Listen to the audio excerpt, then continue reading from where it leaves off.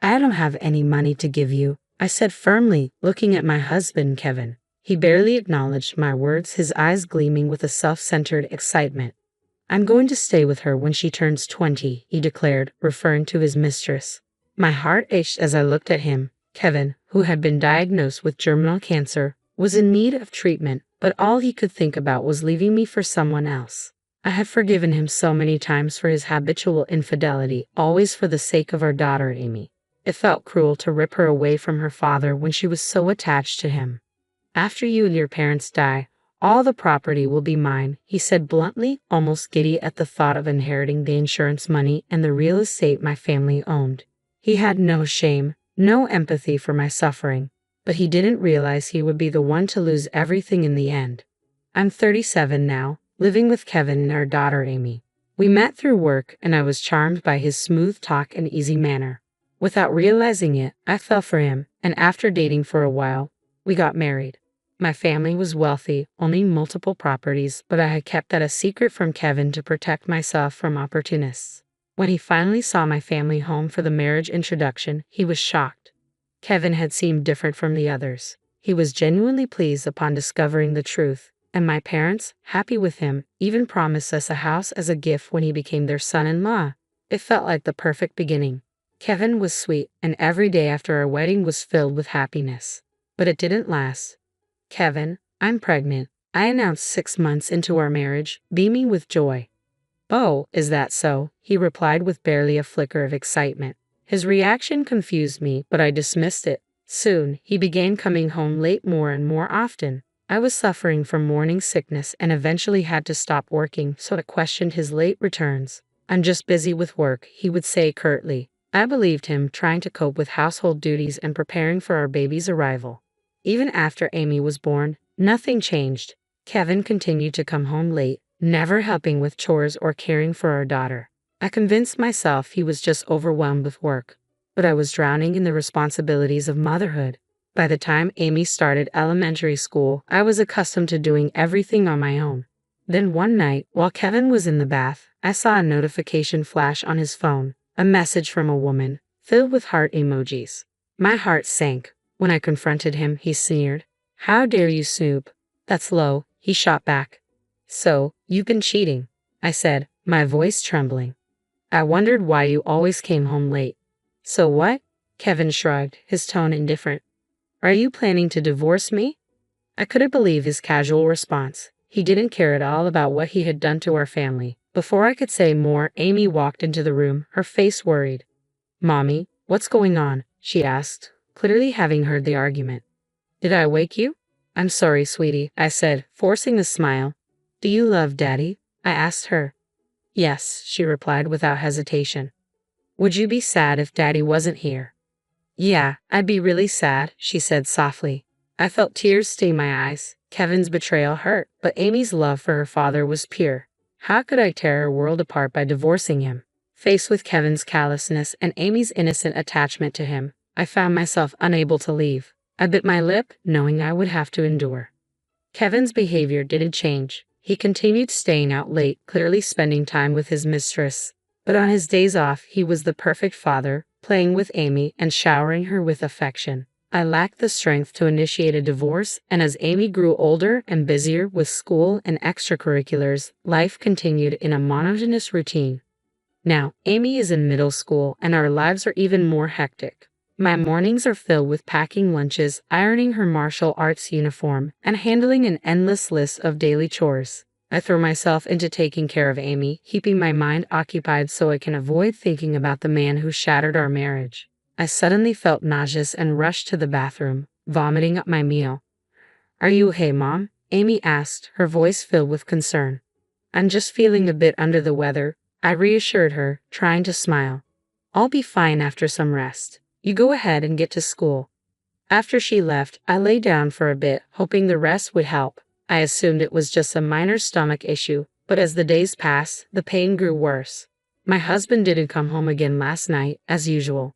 For Amy's sake, I pushed through, trying to keep up with the household chores despite the growing pain, but eventually, I hit my limit. I went to see a doctor who told me they'd contact me with the results later. The pain became unbearable. I couldn't do any chores. All I could manage was to lie in bed. That's when Kevin finally came home. Must be nice lying around all day and skipping the chores, he said coldly, oblivious to my suffering. The scent of another woman's perfume lingered on him. Anger and sadness washed over me, but I had no energy to confront him. A few days later, the hospital called. Please come in with a family member for the results, they said. Can't I come alone? I asked, my voice trembling. We prefer you bring someone with you, was their gentle reply. When I asked Kevin to come with me, he scoffed. Impossible, he said, brushing me off without a second thought. He didn't come home that night either, leaving me to face this alone. Reluctantly, I asked my parents to accompany me to the hospital. The doctor greeted us with a grave expression. You have stomach cancer, he said, his voice steady but serious. It has spread to other organs. It's stage 4. We need to begin treatment immediately. Stage 4. That means it's terminal, right? I asked, barely able to get the words out. The doctor nodded solemnly. Yes, but we need to act quickly to extend your life. Everything around me went still. My thoughts froze. Amy had just started middle school this spring. I was supposed to watch her grow, be there for her milestones, her firsts.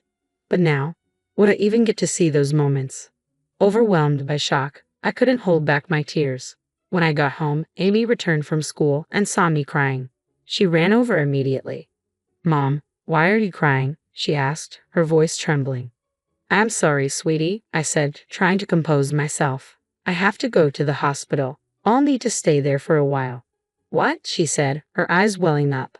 I gently explained my illness, and soon Amy was crying too. The pain of seeing her like that was almost worse than the cancer itself. When Kevin finally came home and I told him about the diagnosis, his only reaction was mild surprise. No concern, no comfort. How bad is it? He asked flatly. In the worst case, 6 months. But treatment could extend that, I said, exhausted from both the conversation and the situation. I didn't even have the energy to be angry at his detached response. All I could think about was preparing for the hospital stay, and how I'd fight to hold on, for Amy's sake.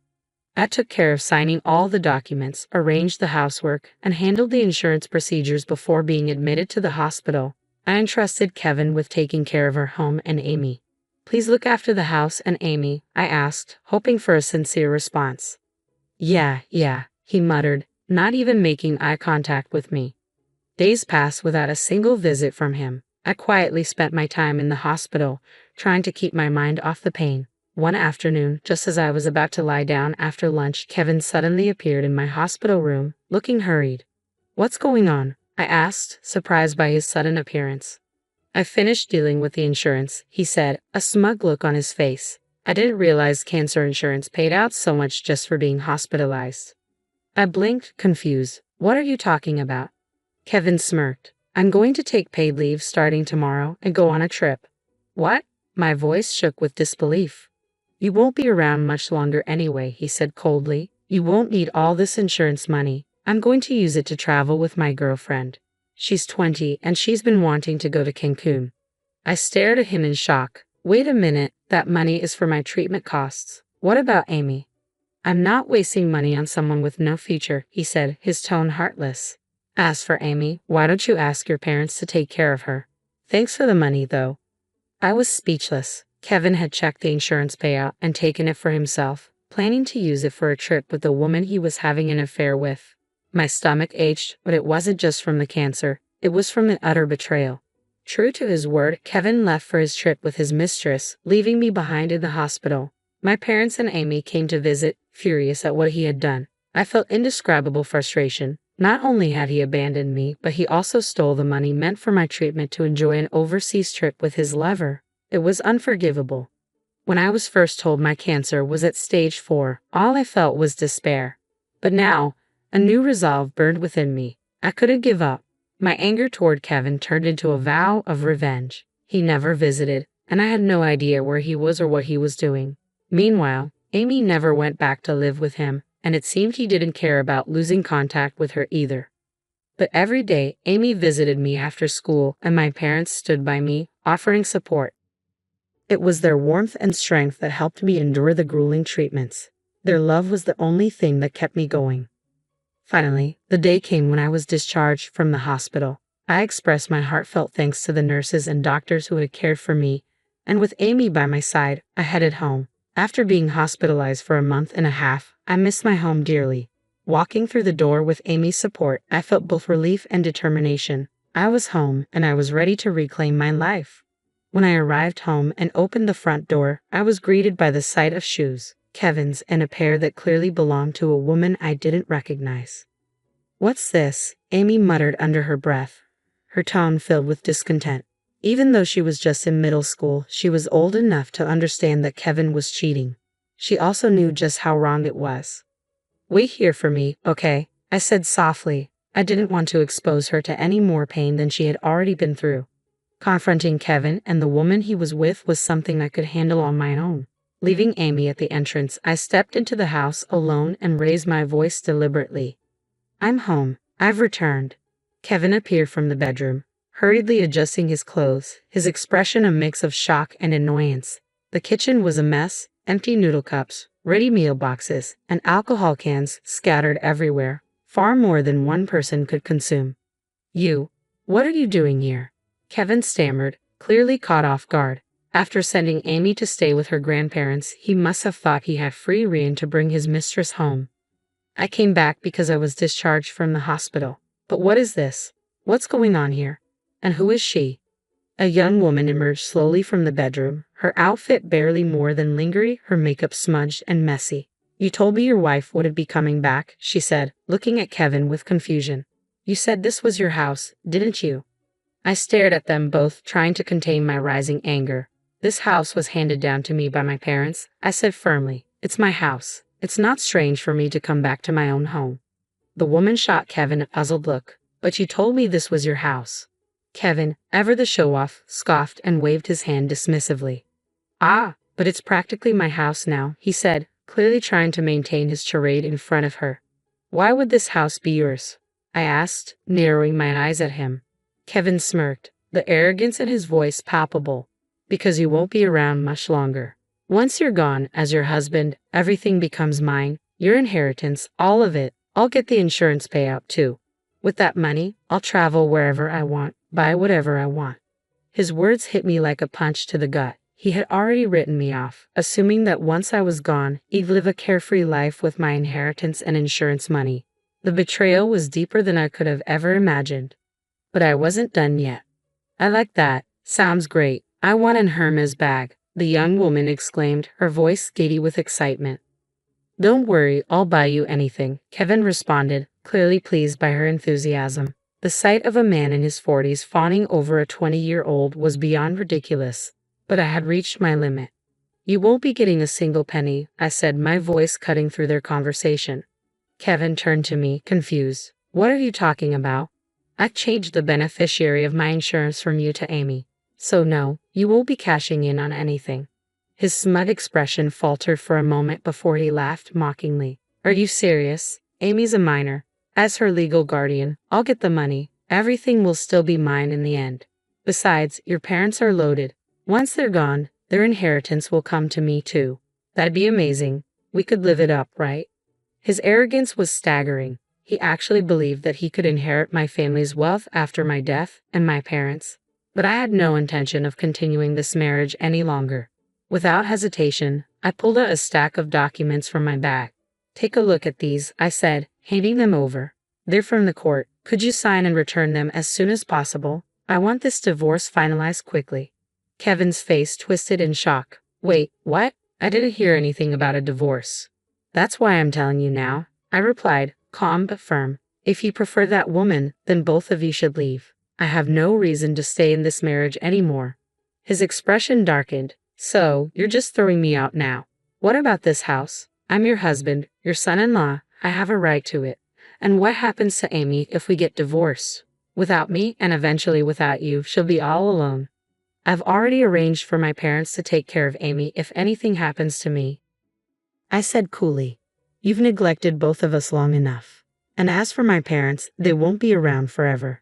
But Amy will have their support. She doesn't need someone like you dragging her down."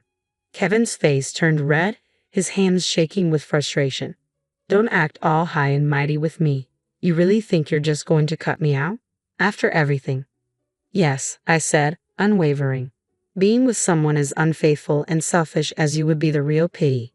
Amy deserves better than to grow up in a house full of lies and neglect. Kevin sputtered, trying to come up with a retort. That's not true. Amy's still in middle school. She needs me. She doesn't need you, I said, my voice firm. She needs stability, love, and a future without deception. And that's what I'm going to give her. She likes me and would be devastated if we divorced. You're her mother. If you really care about Amy, you shouldn't go through with this, Kevin said with a smug expression as if he had me cornered. It was the same tactic he'd used before, manipulating my love for Amy to make me hesitate about divorce. For years I had clung to the belief that staying together was better for her, assuming she admired Kevin as a father. But who was the one that abandoned his middle school daughter to go on a trip with another woman? Hey, Kevin suddenly yelled, his voice so loud that Amy, still waiting at the entrance, must have heard everything. The realization that she was within earshot took him by surprise. He didn't expect to be caught. I don't want a dad who flirts with younger women and ignores his wife, Amy said, stepping forward, her voice filled with disgust. Hey, Amy, it's not what it looks like, Kevin stammered, desperately trying to save face. Please leave. This is my and Mom's house, Amy said firmly. Kevin's face fell. Wait, think about it. Your mom's not going to be around much longer. This house is too big for just you two. We can live together, and a young mom would be nice, right? The woman standing beside him looked awkward, realizing the conversation had taken a serious turn. Ha!